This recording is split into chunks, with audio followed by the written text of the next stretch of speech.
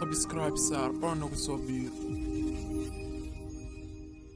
السلام عليكم maanta waxaan rabaa in aan ka hadlo farcanka bini'aadanka iyadoo la sheego in dadku ay ka soo bilaabmeen farcankoodu daanyeerka.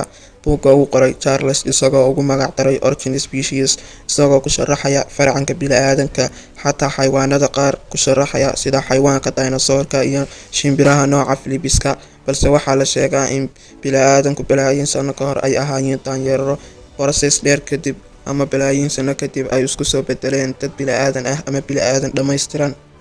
balse diiniyan haddii aan u eegno, Ilaahay waxa uu Qur'aanka ku sheegayaa in farcanka bini'aadanka ay ka soo bilaabmeen Xaawa iyo Aadan, balse saynisyahanadu waa ay kala fogeeyaan cilmiga sayniska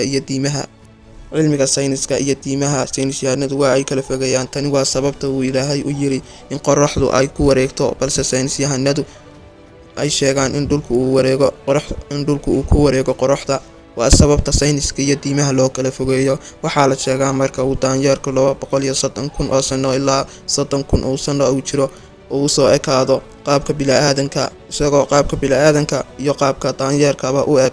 Markii aad eegto evolution-kooda, waxaad arkaysaa in qaabka daanyeerka uu soo eg yahay halka kalena qaabka bini'aadanka uu eg yahay. laakiin marka uu bini'aadan dhammaystiran noqdo waa marka uu soo noolaado ama jiro ilaa 2,300,000,000 oo sano. Process-kan ayaa loo yaqaanaa Homo sapiens modern. haddii aad eegto dad badan oo anaga naga mid ah, waxaad arkaysaa in wejigooda uu soo shabaho qaabka daanyeerka. daanyeerada bini'aadanka aadka ugu soo eg waxaa ka mid ah daanyeerka Neanderthals, Hobbits, Australopithecus iyo Gorilla. waxaa la sheegaa maskaxda daanyeerka in ay process dheer marto kadib maskaxda bini'aadanka oo kale noqoto, halkaasna qofkii daanyeerka markii hore ahaa uu la dhaqmi karo dad bini'aadan ah.